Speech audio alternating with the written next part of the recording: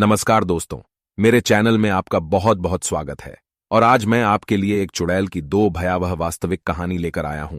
ला लेचुजा Mexican और Mexican अमेरिकी लोक कथाओं में एक चुड़ैल को संदर्भित करता है जो एक उल्लू में बदल जाती है। यह एक मिथक है जो पूरे उत्तरी मैक्सिको और टेक्सास में लोकप्रिय है। इसलिए अब समय बर्बाद किए बिना कहानी शुरू करते हैं। मैक्सिको के घने जंगलों के बीच बसे एक छोटे से गांव में पले बढ़े मैंने हमेशा विनाश के भयावह अग्रदूत ला लेचुजा की भयानक कहानियां सुनी थी। कहानियां पीढ़ी दर पीढ़ी हस्तांतरित होती रहीं, कैंपफायर के आसपास फुसफुसाती रहीं और चांदनी रातों में धीमे स्वर में साझा की गई। और किसी भी जिज्ञासु बच्चे की तरह मुझ में भी इस रहस्यमय प्राणी के बारे में और अधिक जानने की तीव्र इच्छा थी। यह मेरे 14वें वर्ष की प्रचंड गर्मी के दौरान था, जब किंवदंती बिल्कुल वास्तविक हो गई थी। हमारा साधारण घर प्राचीन पेड़ों से घिरा हुआ था जो स्वर्ग की ओर बढ़ते हुए प्रतीत होते थे। उनकी पत्तियां हवा में रहस्य फुसफुसाती थीं। मेरी दादी एक अनुभवी महिला थी जिनके चेहरे पर जीवन भर कहानियां अंकित थीं। अक्सर मुझे रात होने के बाद अकेले जंगल में जाने के प्रति आगाह करती थी, लेकिन ला लेचुजा के पीछे की सच्चाई को उजागर करने का आकर्षण विरोध करने के लिए बहुत मजबूत साबित हुआ। एक अमावस की रात जब हवा में नमी थी और गांव में एक बेचैन कर देने वाली शांति फैली हुई थी, मैं एक टॉर्च और युवाओं की लापरवाह जिज्ञासा के अलावा कुछ भी नहीं लेकर जंगल में चला गया। जैसे जैसे मैं गहराई में गया, मेरे कदमों की आहट पूर्वाभास की भावना से गूंजती हुई प्रतीत हुई। सरसराती पत्तियों ने अपना जीवन बना लिया और रात चारों ओर से आने वाली अजीब आवाजों से जीवंत हो उठी। बेचैनी की भावना ने मेरे दिल पर अपनी पकड़ मजबूत कर ली, लेकिन मैं सच्चाई को उजागर करने के लिए दृढ़ संकल्पित होकर आगे बढ़ता रहा। तभी मैंने उन्हें देखा। दो चमकदार गोले अंधेरे में चमक रहे थे, आकाश से गिरे हुए जुड़वां सितारों की तरह मुझ पर टिके हुए थे। मैं स्तब्ध रह गया। मेरा दिल तेजी से धड़कने लगा जब मुझे एहसास हुआ कि ये खुद ला लेचुजा की आंखें थीं। मुझसे पहले के प्राणी ने वर्णन की अवहेलना की। शून्य के समान काले पंखों वाला एक विशाल उल्लू। इसके पंख ऐसे फैले हुए हैं मानो रात को गले लगा रहे हों, लेकिन इसकी आंखें, उन आंखों में द्वेष की गहराई थी जिसने मेरी रीढ़ को झकझोर कर रख दिया। ऐसा लग रहा था कि वह मुझे जिज्ञासा और भूख की मिश्रित दृष्टि से देख रहा है, मानो यह तय कर रहा हो कि मैं इसका अगला शिकार बनूंगा या नहीं। मेरा दिमाग दौड़ने लगा, भागने की मूल प्रवृत्ति और उस रुग्ण आकर्षण के बीच उलझ गया जिसने मुझे अपनी जगह पर रोक रखा था। मैं किंवदंतियों को जानता था कि ला लेचुजा को एक चुड़ैल कहा जाता था जो उन लोगों से बदला लेने के लिए एक राक्षसी पक्षी में बदल गई थी जिन्होंने उसके साथ अन्याय किया था। लेकिन वहां खड़े होकर आतंक के अवतार के सामने मुझे एहसास हुआ कि कोई भी लोक कथा मुझे मुठभेड़ की वास्तविकता के लिए तैयार नहीं कर सकती। प्राणी के पंखों में सरसराहट हुई। ऐसी आवाज आई जैसे सूखे पत्ते पैरों के नीचे कुचले जा रहे हों। ये बोला, एक ऐसी आवाज जिसने मेरी आत्मा को झकझोर कर रख दिया। एक ऐसी आवाज जो अलौकिक और सिहरन पैदा करने वाली मानवीय दोनों थी। बच्चा, ये फुसफुसाया। इस शब्द से एक अलौकिक आकर्षण टपक रहा था जो नीचे के खतरे को छुपा रहा था। आपने मेरे क्षेत्र में प्रवेश क्यों किया? मैं हकला रहा था, अपनी आवाज खोजने के लिए संघर्ष कर रहा था। मैं केवल सच जानना चाहता था। कहानियां, ला लेचुजा की आंखें मुझे भेदती हुई लग रही थी, मानो मेरे विचारों को पढ़ रही हो। सच्चाई एक नाजुक चीज है जवान, ये फुसफुसाया, और कुछ सत्य छुपे रहने के लिए ही होते हैं। इस जगह को छोड़ दो और जो तुमने देखा है उसे भूल जाओ। लेकिन भूलना कहना आसान है, लेकिन करना आसान नहीं है। इस मुठभेड़ ने मेरे सपनों को सताया और ला लेचुजा की आंखें जागती दुनिया में भी मेरा पीछा करती दिखी। ग्रामीणों ने एक श्राप के बारे में बात की जो उन लोगों पर पड़ सकता है जो उस प्राणी के साथ रास्ते में आए। एक ऐसा अभिशाप जो उन पर और उनके परिवारों पर दुर्भाग्य और त्रासदी लाएगा। जैसे जैसे सप्ताह महीनों में बदलते गए, गांव में अकथनीय घटनाओं की एक श्रृंखला सामने आने लगी। खेतों में फसलें सूख गईं, पशुधन अजीब बीमारियों का शिकार हो गए और एक समय संपन्न समुदाय में निराशा का माहौल व्याप्त हो गया। फुसफुसाहट जंगल की आग की तरह फैल गई और ज्यादा देर नहीं हुई कि दोष मुझ पर मढ़ दिया गया, जिसने प्राचीन इकाई को परेशान करने का साहस किया था। जैसे ही मैंने अभिशाप को तोड़ने का रास्ता खोजा, हताशा ने मुझे जकड़ लिया। मैंने गांव की बुद्धिमान महिलाओं से परामर्श किया जिन्होंने प्राचीन अनुष्ठानों और बलिदानों के बारे में बात की जो प्रतिशोध की भावना को शांत कर सकते थे। मैं अनुष्ठान के लिए आवश्यक सामग्री खोजने के लिए एक खतरनाक यात्रा पर निकला। दुर्लभ जड़ी बूटियां, कीमती पत्थर और एक काले उल्लू का पंख, जिसके बारे में कहा जाता है कि इसका संबंध आत्मा की दुनिया से है। अनुष्ठान अंधेरे की आड़ में आयोजित किया गया था। जंगल रात की आवाज की सिम्फनी के साथ जीवंत था। गांव के बुजुर्ग ऐसे मंत्रों का जाप करते थे जो सामान्य दुनिया से परे एक शक्ति के साथ गूंजते थे, और हवा स्वयं ऊर्जा से कंपन करने लगती थी। मैंने काले उल्लू का पंख पकड़ रखा था। मेरा दिल भय और आशा के मिश्रण से भारी था। जैसे ही अनुष्ठान अपने चरम पर पहुंचा, अचानक हवा का एक झोंका आया, जिससे घेरे में लगी मोमबत्तियां बुझ गईं। अंधेरे में एक उपस्थिति साकार हुई, स्वयं लाले चूजा। उसका रूप पहले से कहीं अधिक बड़ा और अधिक प्रभावशाली था। उसकी आंखें मेरी आंखों में समा गईं और मुझे ऐसा लगा मानो मेरी आत्मा ही उसके सामने नंगी हो गई हो। परंतु इस बार उसकी दृष्टि में कोई दुर्भावना नहीं थी। इसके बजाय मैंने अपने डर और लालसा का प्रतिबिंब देखा। आप अभिशाप को तोड़ना चाहते हैं? वह फुसफुसाई। उसकी आवाज एक मधुर फुसफुसाहट थी जिसमें उदासी का स्वर था। लेकिन अभिशाप को तभी तोड़ा जा सकता है जब आप सच्चाई का भार उठाने को तैयार हों। जब मुझे अपनी मूर्खता की गहराई का एहसास हुआ तो मेरी आंखों में आंसू आ गए। यह अभिशाप लाले चूजा का काम नहीं था, बल्कि मेरे अपने अपराध और अफसोस की अभिव्यक्ति थी। जंगल में हुई मुठभेड़ ने मुझे अपने भीतर के अंधेरे का सामना करने के लिए मजबूर कर दिया था।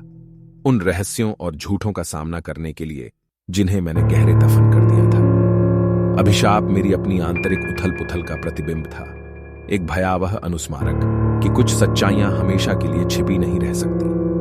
भारी मन से मैंने गांव के सामने अपने पाप कबूल किए, जो झूठ मैंने बोले थे, जो विश्वासघात मैंने किए थे। जैसे ही मेरे शब्द समाशोधन में गूंजने लगे, अभिशाप उजागर होने लगा। ऊर्जा की स्पष्ट रिहाई के साथ हवा में कंपन होने लगा। लाले चूजा की आंखें नम हो गईं और उसने एक शोक भरी चीख निकाली जो सदियों का वजन लिए हुए लग रही थी। जैसे ही भोर की पहली किरण क्षितिज पर फूटी, अभिशाप टूट गया और गांव आशा की एक नई भावना से नहा उठा। मुरझाई फसलें लहलहाने लगीं, पशुधन फिर से स्वस्थ हो गया और समुदाय में एकता की भावना लौट आई। लाले चूजा की किंवदंती हमेशा गांव की स्मृति में अंकित रहेगी, जो अदृश्य की शक्ति और अपने स्वयं के राक्षसों का सामना करने के महत्व की याद दिलाती है। मैंने सीखा कि सच्ची भयावहता अलौकिक में नहीं, बल्कि मानव हृदय की गहराइयों में है। वह अंधेरा जिसे हम छिपा कर रखते हैं, वह झूठ जो हम खुद से बोलते हैं, और हमारी पसंद के परिणाम। हालांकि मुठभेड़ भयानक थी, लेकिन यह परिवर्तनकारी भी थी। मैंने उस प्राणी का सामना किया था जिसने मेरे सपनों को परेशान किया था, और मुझे किंवदंती के पीछे की सच्चाई समझ में आई। लाले चूजा कोई साधारण राक्षस नहीं था, बल्कि एक दर्पण था जो हम सभी के भीतर छिपी सच्चाइयों को दर्शाता था। और उस प्रतिबिंब का सामना करने में मुझे यह करना पड़ा। तो दोस्तों, यह थी एक चुड़ैल लाले चूजा को देखने की असली कहानी। और अब दूसरी कहानी। ग्रामीण मेक्सिको के मध्य में स्थित हमारा छोटा सा गांव पीढ़ियों से चली आ रही परंपराओं और किंवदंतियों से भरा हुआ था। उनमें से लाले चूजा की कहानी एक प्राणी जिसके बारे में कहा जाता है कि वह एक चुड़ैल थी, जिसने उसके रास्ते में आने की हिम्मत करने वालों पर कहर बरपाने के लिए एक विशाल उल्लू का रूप ले लिया था। एक बच्चे के रूप में कहानियां मेरी रीढ़ को ठंडा कर देती थीं, लेकिन मैंने कभी नहीं सोचा था कि मैं स्वयं उस रहस्यमय इकाई के आमने सामने आऊंगा। ये मेरे 17वें वर्ष की गर्मी थी जब मेरे जीवन में एक कष्टदायक मोड़ आने वाला था। हवा फूलों की सुगंध से भरी हुई थी और चंद्रमा एक सतर्क दृष्टि की तरह आकाश में नीचे लटका हुआ था। मैंने फुसफुसाहट सुनी थी कि लाले चूजा सिर्फ एक कहानी से कहीं अधिक है, कि वह हमारे गांव की छाया में छिपी हुई थी और सही मौके का इंतजार कर रही थी। फिर भी मैंने कहानियों को महज अंधविश्वास कहकर खारिज कर दिया। उस भयावह रात तक मैं एक दोस्त के घर से पैदल घर जा रहा था। चांदनी रास्ते पर चलते हुए मेरा मन भटक रहा था। ऐसा लग रहा था कि गांव तारों के नीचे सो रहा है और हर चीज पर एक भारी कफन की तरह एक अस्थिर सन्नाटा छा गया है। मैं इस भावना को हिला नहीं सका कि मुझे देखा जा रहा है, और हर पत्ते की सरसराहट से मेरी रगों में बेचैनी का झटका महसूस होता था। जैसे ही मैंने अपनी गति तेज की, रात की हवा में एक धीमी मधुर आवाज बह निकली। मी नीनो, यह गूंज उठा। इन शब्दों में एक मनमोहक धुन थी जिसने मेरे दिल को धड़कने पर मजबूर कर दिया। जब मैंने उसे इधर उधर घुमाया तो मेरी टॉर्च की किरण कांपने लगी, जिससे पास की छत पर बैठी दो चमकती आंखों का पता चला। आंखें मुझ पर टिकी हुई थीं, एक अलौकिक तीव्रता से चमक रही थीं। मैं अपनी पटरियों पर स्थिर हो गया। मेरी सांसें मेरे गले में अटक रही थीं, क्योंकि मैं उन चमकदार आंखों की गहराई में देख रहा था। जीव बहुत बड़ा था। उसका छाया चित्र रात के आकाश की पृष्ठभूमि में बना हुआ था। उसके पंख फैले हुए थे। उसके पंख आधी रात की तरह काले थे, और उसकी आंखें मेरी आत्मा को भेदती हुई लग रही थीं। क्वीन एस्टा अही। मैं हकलाने में कामयाब रहा। मेरी आवाज उस डर को उजागर कर रही थी जिसने मुझे जकड़ रखा था। प्राणी की आंखों ने मुझे बंदी बना लिया।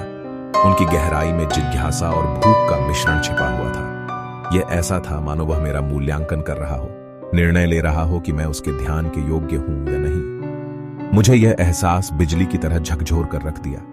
यह लालेचुजा था, वह पौराणिक प्राणी जिसने मेरे सपनों को सताया था।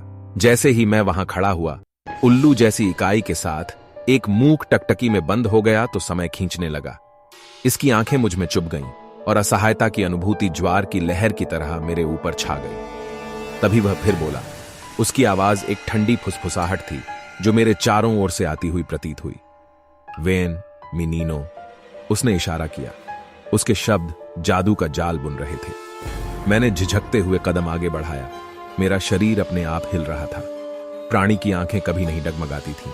उनकी तीव्रता हर दिल की धड़कन के साथ बढ़ती जाती थी। जो कहानियां मैंने सुनी थी, बुजुर्गों से चेतावनियां, वे सभी मेरे दिमाग में छा गईं, लेकिन वे मेरे सामने मौजूद प्राणी के आकर्षण में डूब गईं। डिटेंटे, छाया से एक आवाज गूंज उठी, जादू को ब्लेड की तरह काटती हुई। यह मेरी दादी थी।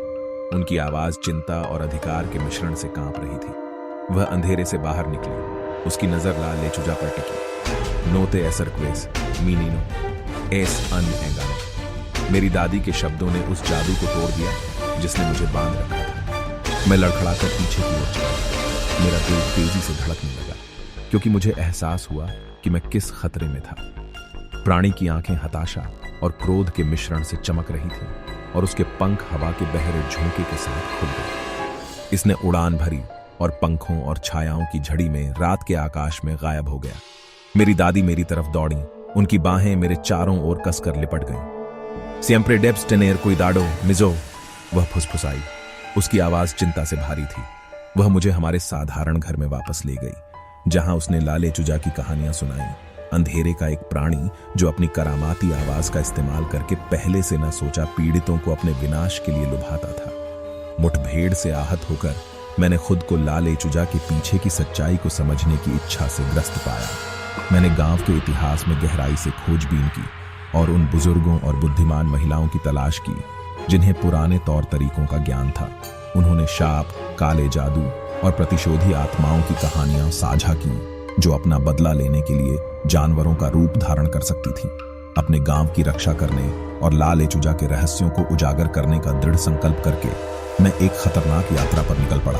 प्राचीन मंत्रों और तावीजों से लैस होकर मैंने एक एकांतवासी जादूगर से मार्गदर्शन मांगा, जो आध्यात्मिक दुनिया से अपने संबंध के लिए जाना जाता है। उन्होंने मेरी कहानी सुनी और मेरे साथ हुई मुलाकात की गंभीरता को स्वीकार करते हुए गंभीरता से सिर हिलाया। जादूगर को अपना मार्गदर्शक बनाकर मैं उस स्थान पर लौट आया जहां मैंने पहली बार लालेचुजा का सामना किया था। वह रात जंगल की आवाजों, झींगुरों और मेढकों के समूह गान से सजीव थी, जो किसी प्राचीन शक्ति के बारे में गाती हुई प्रतीत हो रही थी, जो निष्क्रिय पड़ी थी। जादूगर ने मंत्रों का जाप किया। उसकी आवाज मौलिक ऊर्जा से गूंज रही थी, जिसने मेरी रीढ़ में सिहरन पैदा कर दी।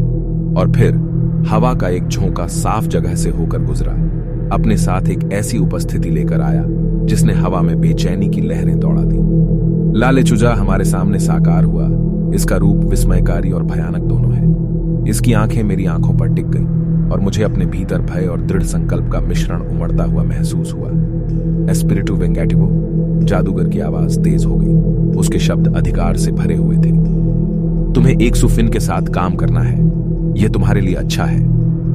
प्राणी की आंखें तीव्रता से चमक उठी, क्योंकि उसने एक भयावह चीख निकाली जो वास्तविकता के ताने बाने में गूंजती हुई प्रतीत हुई। वह हम पर झपटा। उसके पंखों से ऐसी छाया निकली जो हमें निगलने की धमकी दे रही थी। लेकिन जादूगर अपनी बात पर अड़ा रहा। उसका मंत्र हर गुजरते सेकंड के साथ मजबूत होता जा रहा था। जादूगर के पास मौजूद तावीजों से एक चकाचौंध करने वाली रोशनी फूट पड़ी, जिससे साफ जगह एक अलौकिक चमक से जगमगा उठी। लाले चुजा का रूप विकृत होने लगा। उसकी चीखें और अधिक हताश होने लगी, क्योंकि वह जादूगर की शक्ति के सामने छटपटा रही थी।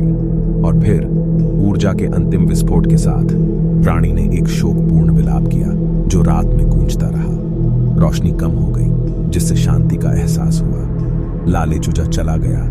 उसकी द्वेषपूर्ण उपस्थिति जीवन के दायरे से गायब हो गई। जादूगर ने राहत की सांस ली। उसके कंधे उस लड़ाई के बोझ से झुक रहे थे जो उसने हमारी ओर से लड़ी थी। जैसे ही भोर की पहली किरणों ने आकाश को नारंगी और सुनहरे रंगों से रंग दिया, मुझे बंद होने का एहसास हुआ। मेरे ऊपर धो दो। लाले चुजा के साथ मुठभेड़ कष्टदायक थी, लेकिन यह परिवर्तनकारी भी थी। मैंने कल्पना से परे अंधेरे का सामना किया था और हमारी दुनिया को आकार देने वाली ताकतों की एक नई समझ के साथ उभरा था। गांव का विकास जारी रहा और लाले चुजा की स्मृति आने वाली पीढ़ियों के लिए एक सतर्क कहानी के रूप में काम करती रही। प्राणी की दुष्टता को दूर कर दिया गया था, लेकिन इसकी किंवदंती हमारे लोगों के दिलों में बनी रही। यह एक अनुस्मारक था कि दृश्य और अदृश्य के बीच की सीमा पतली थी और छाया में छिपी प्राचीन शक्तियां आतंक और परिवर्तन दोनों कर सकती थी। लाले चुजा के साथ मेरी मुलाकात ने मेरे जीवन की दिशा हमेशा के लिए बदल दी, जिससे मुझे अपने गांव को अंधेरे की ताकतों से बचाने की जिम्मेदारी का एहसास हुआ।